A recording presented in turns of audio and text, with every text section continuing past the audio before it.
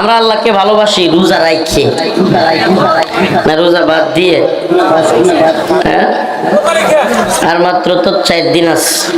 কয়দিন রোজা রাখবেন তো? হ্যাঁ, নাকি রমাদান আসলেই গ্যাস্ট্রিক হয়ে যাবে পেটে? কিছু লোক আছে সারা বছর গ্যাস্ট্রিক না থাকলেও রমাদান আসলেই গ্যাস্ট্রিকের সমস্যা আছে না নাই? আবার আমাদের মা বোনেরা, আল্লাহ মাফ করুক, পর্দা ঠিক মতো করে না, কিন্তু চায়ের স্টল দে, তারপরে সিঙ্গারা পুরীর দোকান, রমজান আসলে এগুলো ভালোই পর্দা করে। আমি বলি সিঙ্গারা পুরীর দোকান কিংবা এই চায়ের স্টল গুলো যদি রমজান মাসে খোলা থাকে, আপনি আপনার হালাল ইনকাম দিয়া এই যে সিঙ্গারা পুরি কিনলেন, ময়দা, আটা, তেল, কিংবা এই যে চা বানাইতে চিনি, চা পাতা, এগুলো তো আপনার হালাল ছিল। অথচ এই রমাদানের রোজার মধ্যে বেরোজগারদেরকে খাওয়ানোর কারণে আপনার হালাল টাকার ব্যবসা হারাম হয়ে গেল। এগুলা করবেন? রমজান মাস যেখানে দেখেন ভাত খাওয়া হালাল না হারাম?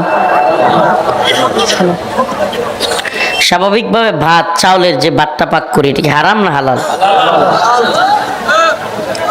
গোশত, মাছ, পানি, আপনি দেখেন সুবহানাল্লাহ, ফজর থেকে নিয়ে মাগরিব পর্যন্ত আল্লাহ পাক যেটা হালাল করেছিলেন, ভাত, মাছ, গোশত, ডাল, তরি তরকারি, এগুলো হালাল ছিল। রমাদান উপলক্ষে আমি ফজর থেকে নিয়ে মাগরিব পর্যন্ত হালাল জিনিসটাও আল্লাহর হুকুমে ছেড়ে দিই। সুবহানাল্লাহ। হালাল নাকি হারাম? হালাল। খাবারটা কি হালাল না হারাম? আমি মনে হয় বুঝাইতে পারি নাই। কুকুরের গোশত যেমন হারাম, শুকরের গোশত যেমন হারাম, খাওয়া যাবে না। কিংবা সুদ ঘুষ যেমন হারাম, আপনার ভাত, মাছ, ডাল, এগুলোকে হারাম, কিন্তু হালাল জিনিসটা, হালাল খাবারটাই রমাদানে ফজর থেকে মাগরিব পর্যন্ত আমরা কি করি না? সুবহানাল্লাহ। কার জন্য? আল্লাহর হুকুমে ফজর থেকে মাগরিব পর্যন্ত হালালটাই ছেড়ে দিলাম, আর হারাম কাজে লিপ্ত হব? কল্পনা করা যায়?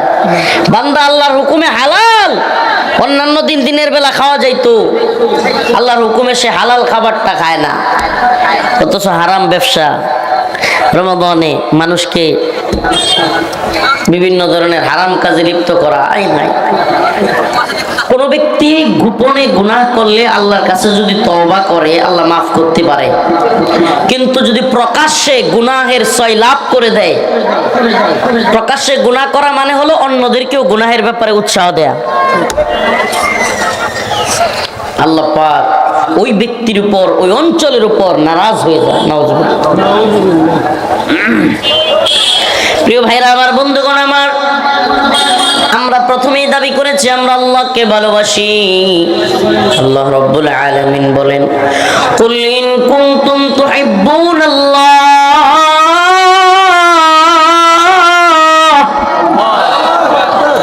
ফাত্তাবিউনি ইউহিব্বুকুমুল্লাহ।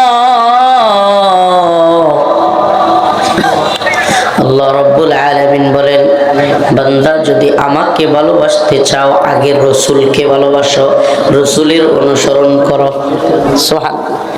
যদি আমারে ভালোবাসতে চাও, আগে আল্লাহর নবীকে অনুসরণ করো, রসুলকে ভালোবাসো। কেমন নবী পাইলাম রে মুসলমান, ও সিরাজগঞ্জবাসী। হাদিসের মধ্যে আসছে, मैदान महशर में नबी ने फरमाया, जब जहन्नम आएगी और एक चीख मारेगी।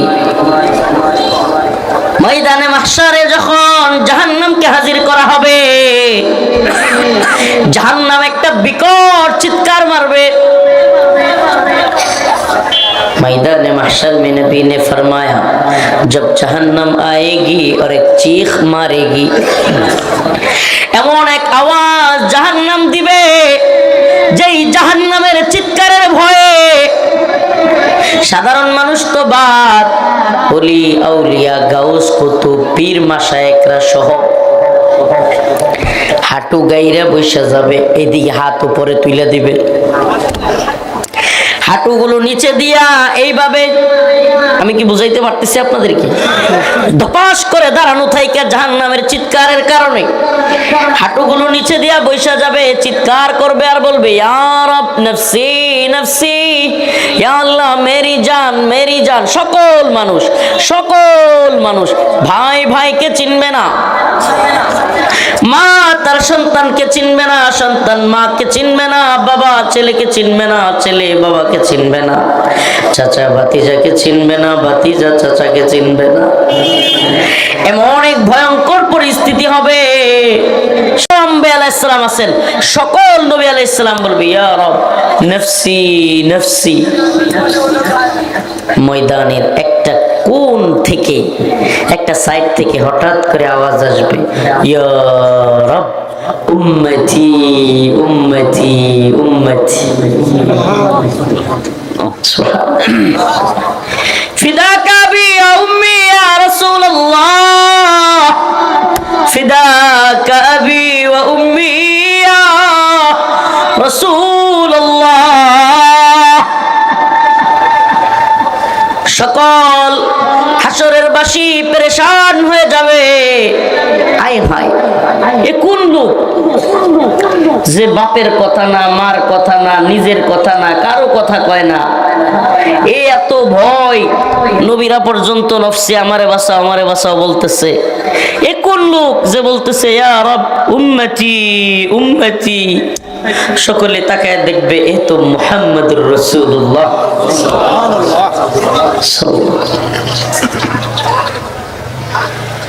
সিজদায় পড়ে কান্না শুরু করবেন, আল্লাহ পাক ডাক দিবেন, হাবিব মাথা উঠা দেখেন, আপনার উম্মত যদি আপনাকে অনুসরণ করে আমি তাদের সবাইকে মাফ করে দিব।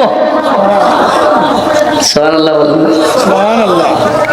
কুল ইন কুনতুম তুহিব্বুনাল্লাহ ফাত্তাবিউনি ইউহিব্বুকুমুল্লাহ ওয়া ইয়াগফির লাকুম যুনুবাকুম ওয়াল্লাহু গফুরুর রহিম।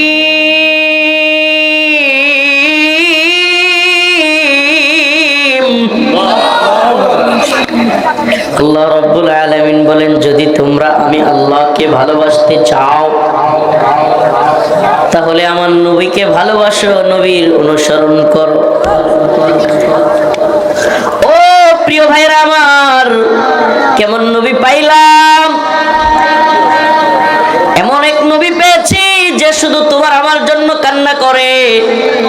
আমরা নামাজ পড়ি না, কেমন উম্মত জিনা করে, ব্যভিচার করে, জুলুম করে, সুদ খায়, মদ খায়, ঘুষ খায়, তবু আমার রাসূল কয়, ইয়া রব উম্মতি উম্মতি, ইয়া